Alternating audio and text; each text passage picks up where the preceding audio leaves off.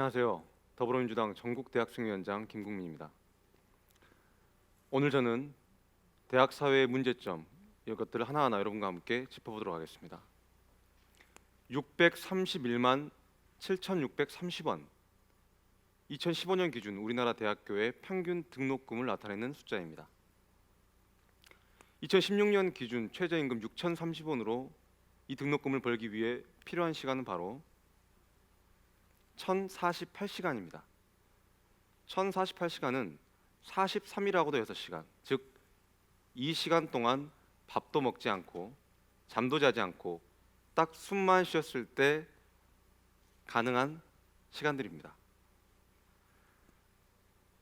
저는 지금 고려대학교 대학원에 재학 중인데요. 하루는 고려대학교 후문을 걸어가던 중에 대자보에 있던 한 게시글을 보면서 신선한 충격을 받았습니다. 바로 내용인즉슨 성적 장학금을 전면 폐지하겠다는 내용이었습니다. 그 내용은 성적 장학금 대신 저소득층 학생에게 등록금을 100% 감면해 주겠다는 내용이었습니다. 국내 대학에서는 처음으로 시행되는 제도였고요. 이를 계기로 수도권의 여러 대학들이 또 비슷한 정책들을 펼치기 시작했습니다. 교육 기회의 확대 측면과 그리고 장학금이 수단적 가치에 머무르지 않고 장학금 본연의 본질을 찾아간다는 점에서는 매우 긍정적인 측면이 있다고 저는 생각합니다. 모든 국민들이 반값 등록금에 열광했습니다. 그리고 또 많은 대학생들이 원했습니다. 저 역시 반값 등록금이 이루어지길 바라는 한 대학원생이자 학생 중에 한 명입니다. 그런데 형편이 너무나 어려운 친구에게 절반의 등록금을 지원해 주어도 계속해서 형편이 어려운 건 마찬가지입니다. 그리고 그 친구는 남은 시간의 대부분을 일하는 시간에 투자해야 할 겁니다. 어떻게 해요? 딱 숨만 쉬고 말입니다. 등록금은 형편이 어려울수록 더 많이 지원돼야 한다고 생각합니다. 그리고 나아가서 고지서상에서 등록금을 총액을 줄여나가는 정책도 동시에 이루어져야 한다고 생각합니다. 그렇다면 등록금 문제를 해결하는 데 있어서 장학금 위에 다른 대안은 없는 걸까요? 저는 신용카드를 보면서 이런 생각을 해봤습니다. 여러분들은 신용카드를 보게 되면 어떤 생각이 드신가요? 저는 제일 먼저 드는 생각이 갖고 싶다는 생각입니다. 왜냐하면 아직 한 번도 사용해 본 적이 없기 때문입니다. 우리들의 형 누나들은 신용카드를 돌려막기 하는 데 주로 사용합니다. 저는 돌려막기는 태권도 할 때만 쓰는 건 줄 알았습니다. 신용카드의 기능에서 우리가 관심 깊게 지켜볼 주요 기능은 바로 후불 기능입니다. 그리고 저는 이것을 대학교 등록금에 적용해 보면 어떨까라고 생각해 보았고요. 이 후불 기능을 통해서 균등하게 교육받을 기회를 얻기 위한 새로운 대안으로 바로 등록금 후불제라는 제도를 다시 한번 살펴보았습니다. 이 화면은 호주에서 진행되고 있는 후불제의 원리를 보여주고 있습니다. 영국과 뉴질랜드 등에서는 지금 정착되어 있는 제도들인데요. 등록금 후불제의 본질은 돈이 없어도 누구나 양질의 고등교육을 받을 수 있는 국가가 그것을 보장한다는 철학이 기변에 깔려 있다는 것입니다. 그렇기 때문에 학생들은 재학 중에 등록금에 대한 부담을 안지 않고 교육을 받는 것에 온전히 투자하고 집중할 수 있다는 것입니다. 호주의 경우에는 실질 금리가 전혀 없고 등록금 전액을 학생이 선납했을 시에는 15%를 할인해주는 파격적인 정책을 보여주기도 합니다. 그리고 졸업 후에는 일정한 수준의 소득이 생기게 되면 그때부터 20-30년간 상환할 수 있는 그런 충분한 시간을 갖게 됩니다. 우리나라에서도 한번 적용해 볼 수 있지 않을까요? 저는 그런 생각을 해봤습니다. 현재 우리 대학생들에게 지원되고 있는 장학금 규모 약 3.9조 원을 제외하고 나머지 필요한 재원을 국채로 발행하게 되면 여기에 소요되는 이자는 약 한 3,600억 정도가 된다고 합니다. 그렇게 되면 이 등록금 후불제가 가능하다라는 계산이 되는데요. 이 영상과 제 이야기를 듣고 계시는 많은 어른들과 그리고 우리 기성세대 분들에게 저는 이렇게 말씀드리고 싶습니다. 우리 대학생들에게 더 이상 고통받지 않을 수 있도록 이 대학교를 교육받는 데 온전히 투자할 수 있도록 등록금 후불제를 우리가 당장 검토하고 도입할 수 있도록 고민해 주시길 부탁드립니다. 대학 사회에서 등록금 문제만큼이나 우리가 고민해 봐야 될 문제가 또 한 가지 있습니다. 바로 교육에 대한 부분입니다. 우리는 대학교를 왜 들어가고 있는 걸까요? 많은 친구들은 대학교를 단순히 취업하기 위해 들어가는 걸까요? 아니면 캠퍼스 생활을 꼭 경험해 보고 싶어서 들어가는 걸까요? 초등학교 때부터 중등교육, 고등교육을 거쳐서 우리는 매번 주입식 교육을 받으면서 살아왔습니다. 그리고 그때마다 내 옆에 있는 친구들과 내 같은 반에 있는 친구들과 경쟁을 통해서 그들을 이겨야만 좋은 성적을 얻을 수 있고 좋은 대접을 받을 수 있는 교육 환경에서 자라왔습니다.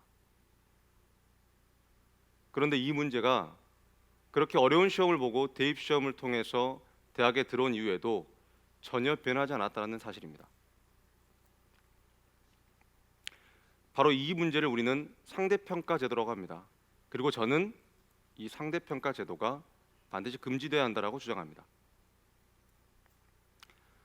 한 수업에 A학점을 받을 수 있는 학생 수는 정해져 있습니다. 아무리 많은 친구들이 창의적으로 생각하고 모든 학급의 친구들이 열심히 공부한다고 하더라도 해당 수업에 A학점을 받을 수 있는 친구들은 정해져 있습니다.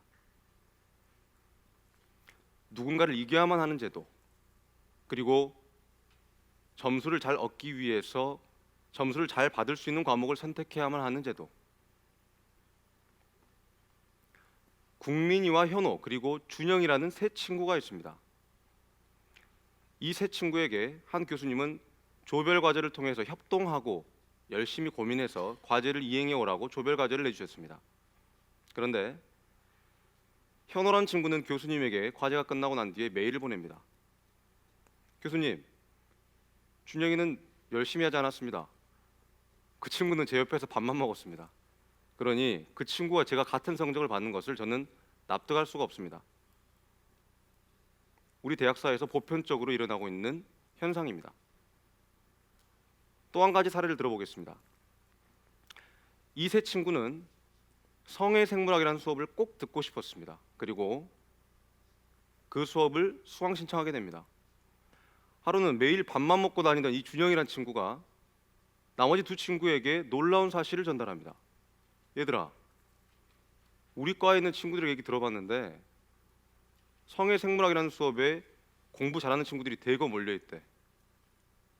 아마 이 세 친구들은 A학점을 받는 것이 어렵다라고 생각했을 겁니다. 그리고 결국 그 세 친구는 그토록 듣고 싶었던 수업을 정정기간에 삭제하게 됩니다. 이 얘기는 제가 단순히 지어내고 있는 픽션이 아닙니다. 실제로 우리 대학사회에서 만연하게 발생하고 있는 현상들입니다. 같이 공부하고 있는 동료를 경쟁자로 만들고 있는 제도,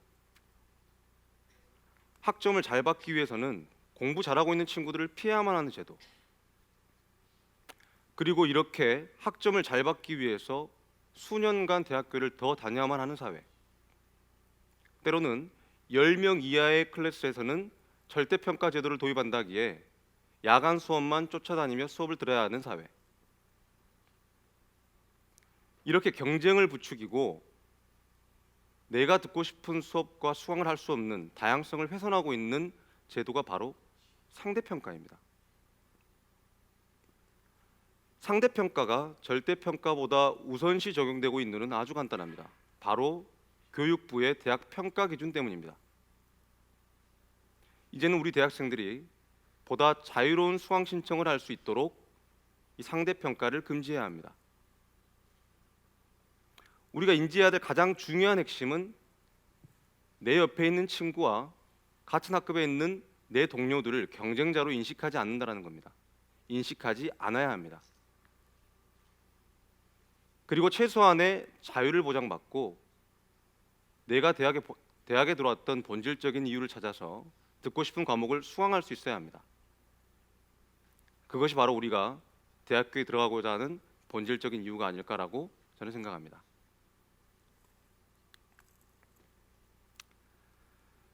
대학의 교육은 기업의 자본보다 가치 우위에 있어야 한다. 제가 이 두 번째 교육에 대한 상대평가에 대한 얘기를 하면서 말하고자 하는 핵심이기도 합니다. 오늘 저는 두 가지 내용을 얘기해 보았습니다. 다시 한번 이 내용을 정리해 보자면, 첫 번째는 형편에 따라서 등록금을 지원해 줘야 한다는 내용입니다. 그리고 두 번째는 경쟁하지 않는 사회, 그래서 이 상대평가가 금지되고 최소한의 대학교 안에서 자유와 권리를 보장받을 수 있는 대학 사회, 그런 대학 사회가 이루어져야만 우리 사회가 보다 교육에 대한 많은 고민을 하게 되고, 그리고 다양한 구조적인 문제가 해결될 수 있다고 저는 굳게 믿습니다. 이 영상을 보고 계시는 많은 분들께서 이 두 가지 문제에 대해서 다시 한번 고민해 볼 수 있는 계기가 되기를 진심으로 기원합니다. 끝으로 현재 너무나 어렵게 하루하루를 버텨가고 있는 우리 대학생과 대학원생들에게 다시 한번 힘내시라고, 용기 내시라고 말씀드리고 싶습니다. 감사합니다.